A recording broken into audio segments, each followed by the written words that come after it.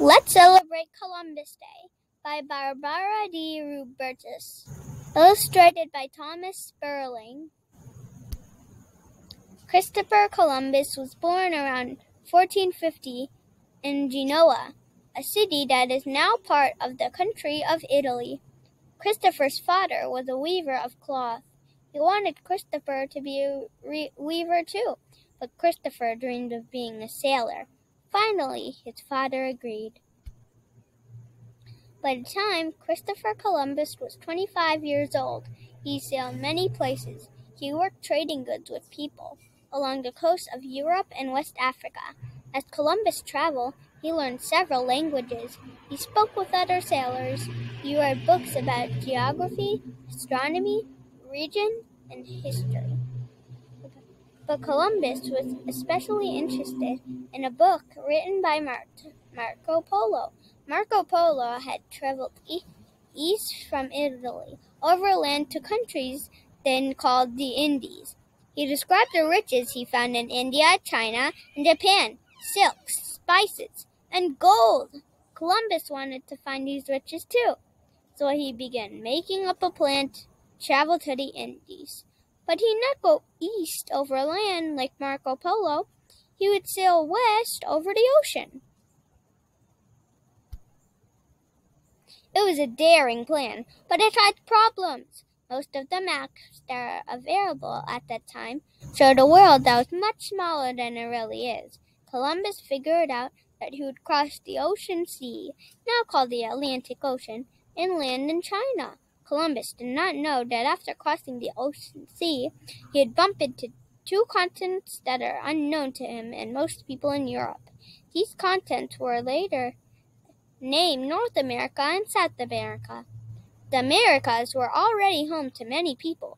Thousands of years earlier, settlers had traveled across the land bridge to what is now Alaska. They spread out across the two continents. Over time, the land bridge was covered with water.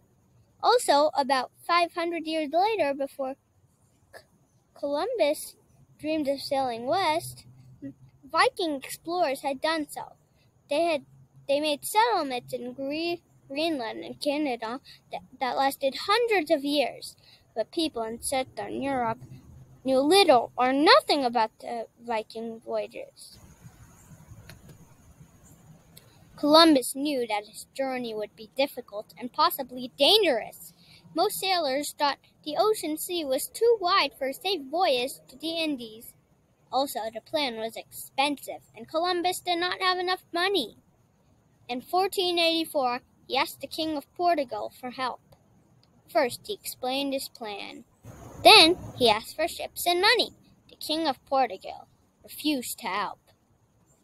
Columbus went back to the king and asked for ships and money a second time. Again, the King of Portugal said no. Columbus was disappointed, but he was not willing to give up on his plan. So in 1486, he went to see King Ferdinand and Queen Isabella of Spain. They listened to Columbus. Then they asked the committee to study his plan. After 4 long years, the committee finally reached a decision. They said no. Columbus was very disappointed, but he was also very determined.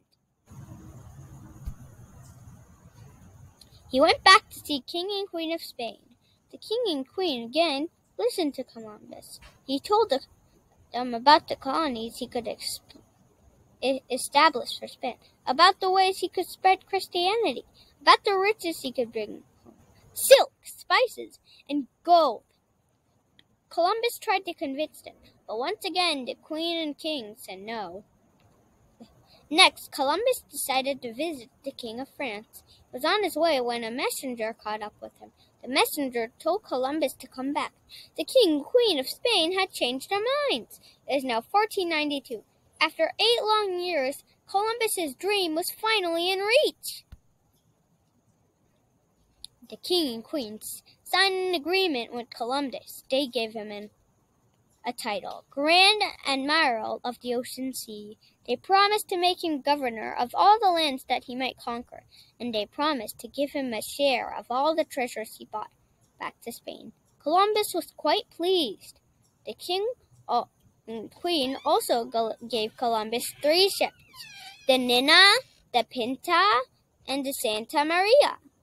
Columbus chose to sail on the Santa Maria. It was the largest. On August 3, 1492, Columbus sailed from Spain to the islands off the coast of Africa. There he gathered more food and supplies, and he made repairs on his ship. On the 6th of September, he headed west, across the ocean sea. Columbus kept track of days, directions, and distances. His ship sailed farther and farther away from Spain. His sailors grew more worried and worried. A month dragged by with no sight of land. The sailors were scared and ready to give up. They wanted to turn around and go home, but Columbus persuaded them to give him 3 more days. He was a skilled navigator. He was determined, and he wasn't ready to give up. They kept on sailing. 2 days later, they saw birds. Columbus changed direction to follow the birds. He hoped that they would lead him to land. Columbus kept watch until late that night.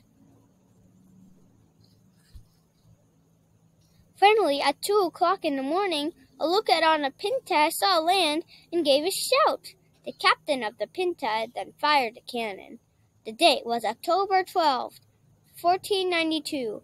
Columbus thought he had found the Indies. In fact, he had found Bahamas, islands near North America and South America. Columbus and his sailors went ashore. The native people welcomed them. They spoke to each other using sign language. Columbus called the native people Indians because he thought he had reached the Indies. The first native people Columbus met were peaceful and friendly. They gave Columbus and his men delicious food. They also showed him how to make hammocks. But Columbus was more interested in gold. He saw that many of the native people were wearing gold earrings. He wanted to know where the gold came from, so he took some of the native prisoner and forced them to show him. Columbus and his sailor then visited other islands looking for treasure. Along the way, Columbus collected things to take home: a small agate of gold, native birds and plants, and more native prisoners. He could not bring home the Santa Maria. It had wrecked on the coral reefs, so he would sail home on the Nina. After 6 months away, Columbus returned to Spain.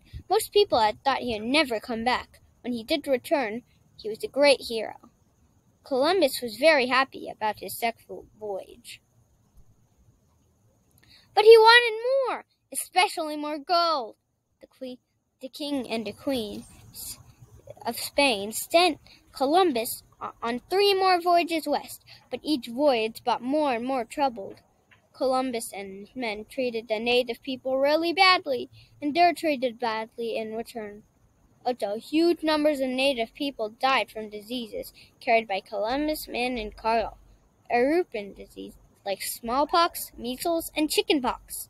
The native people had no resistance to these diseases. Columbus was tired and sick when he completed his last voyage. He had never found the large amounts of gold and riches he had promised King Ferdinand and Queen Isabella, and because he had not been a good governor of the colonies, he had been removed from his position of power. Also, Columbus never realized that he had bumped into the 2 large continents of North America and South America. He still believed he had been exploring the Indies. When Christopher Columbus died in 1506, he was a forgotten man, but today he is remembered for his famous first voyage to the Americas. Columbus Day on October 12th became a federal holiday in 1937. Later, the holiday was moved to the second Monday in October. In some places, Columbus Day is celebrated with parades. Other places do not recognize the holiday at all. Some people celebrate Native American Day or Indigenous People Day instead. Many have written that Columbus sailed from the Old World and discovered a new world, but it's probably more accurate to say that he discovered another old world. He then introduced the two worlds to each other. This created a much larger, more diverse, and more interesting new world. Later, millions of people would follow his example and travel to the Americas. Wherever or not we celebrate Columbus Day, we can admire the amazing navigation skills of Christopher Columbus. We can admire his determination, and we can admire the huge accomplishment of opening a pathway between continents unknown to each other. We can learn from what Columbus did right as well as from what he did wrong. For thousands of years, the people had traveled between the continents. Along the way, they have shared goods and ideas, and they have learned many things about one another.